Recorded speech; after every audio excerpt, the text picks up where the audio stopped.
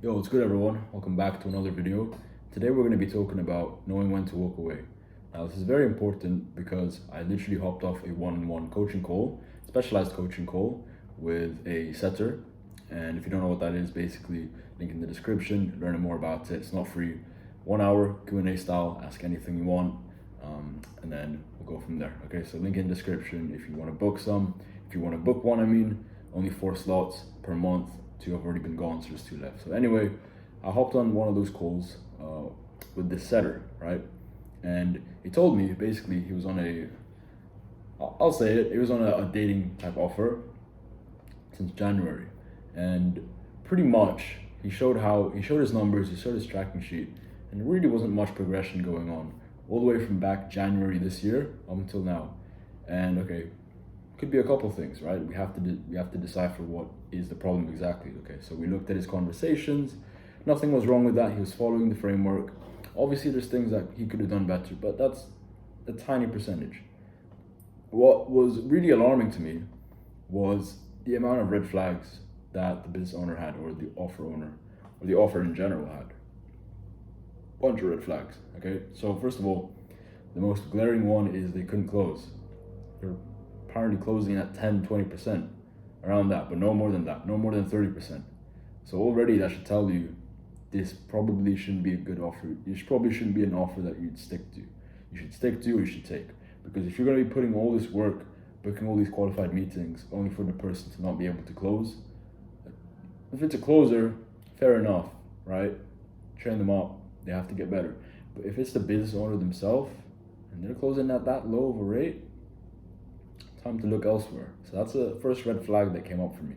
Second red flag that came up for me was miscommunication. So he told me a bunch of times, I'm not going to say exactly what because I want to respect the privacy between both people, right? He told me how there were numerous times when he'd say one thing and then the business owner would say another thing, right? And then there'd be miscommunication there. So that could be in terms of commission structure, and we'll get onto that in a minute, but commission structure, certain bits and pieces that are important to the business, right? All these little things. And it may seem like not a big deal. Maybe it's just miscommunication, which is fine. People make mistakes. But if it happens over and over again, if it's a repeated mistake, and it's especially in regards to things like money, then that's the second red flag that came up for me. And the third red flag is the pay structure and the overall attitude around that pay structure. So, long story short, the business owner apparently was being pretty stingy about the pay structure, right? So he wasn't paying the setter very generously. Not that he has to, he's not entitled to, but he's your only setter. You should be paying him what he's worth, especially if he's been consistent, showing up every day, producing results, doing his work diligently, and learning, right? But what he was on, I think it'll be fine with me saying it, but he was on $1,000 base pay. Initially, no base pay, so it was commission only. But right now, on $1,000 base pay and 5% commission per deal closed, right? And before that, as I said, it was commission only. There was no base pay involved. And then when they were having chats, when they were having team calls and negotiating base pay and payment structure, right? Even the business owner was being very stingy and was being very hesitant to introduce something like that. So, as a business owner, there's a saying that goes, "What's often sometimes what is cheap is often expensive," or sometimes what is cheap now is going to be more expensive in the future. And that's completely true in this case, because if the business owner is not paying the setters, if they're not paying the setters what they're worth, or if they're not meeting in the middle, agreeing to some sort of, excuse me, I'm just adjusting my camera. If you guys aren't meeting in the middle with a happy in between, right? And then the setter decides to walk away, they're not happy with how things are going, that could lose you tens of thousands of dollars per month because they decide to walk away. Maybe they were an A player, right? That's what it means by what's often cheap. Sometimes what is cheap is more expensive in the future. So yeah, that's the reason. So looping it back to the original point of this video, knowing when to walk away. So this guy had been in the same offer for 9 months straight, and not much progression, a ton of red flags that popped up on my end. And yeah, I was basically telling him like, hop on the team call later today. So he's actually having a team call after our call. So hop on the team call later today, see how that goes. I told him exactly what to say, what to do, and then give it like a month and then update me. And then after that, I'll help him out if it just goes sideways. Okay, so pretty much there to help him out. And this is just a learning lesson that you need to know when to walk away, especially if you're in his position and you have the leverage now. If you're the only setter, if you are going to be like the biggest asset to the company that you work for, the offer, then you have all the leverage. So you have all power to you to walk away.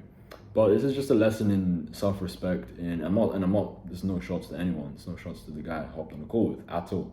This is just me thinking again back to the times when I was getting into business and maybe I was just a beginner and maybe I wanted to bend sort of my standards to fit the mold of other more established business owners or more established people in the game, right? But even as a beginner, no matter which level you're at, learn to respect yourself, know what you want, know your boundaries. If you're not getting treated, equally, I don't know if that's the right word, equally on the other end, if you're not getting paid, basically, if you're not getting paid for your service, if you're not getting treated correctly for the work that you're doing, then know when to walk away, know when to leave, right? Bunch of different offers. There's tutorials on my YouTube channel how to land an offer. So you should not be in a state of scarcity. You should be in a state of abundance, right? Obviously, there's a lot of people getting into this space, but my whole job of this YouTube channel is to make sure, yeah, maybe you're getting into this space, you're new, but cream always rises to the top. I want you to be part of that cream. I want you to be extremely proficient as a setter, and then you go on to become an extremely proficient closer and so on. Because a lot of these guys, they're just taking the basic ass sales trainings, the basic ass setter training, and they're gonna be, part of the pile. But I want you guys who are watching in this YouTube channel, and it's a small tribe too, but anyone and everyone who's watching this, I want you to, my whole job, I want to make sure you guys, I'm giving you the best setter training on the internet, basically, giving you the lessons, documenting the stuff. And if you just implement it, if you just go through my playlist, my YouTube channel, my videos, etc., there's videos for everyone in every step of the way, from beginner to advanced, right?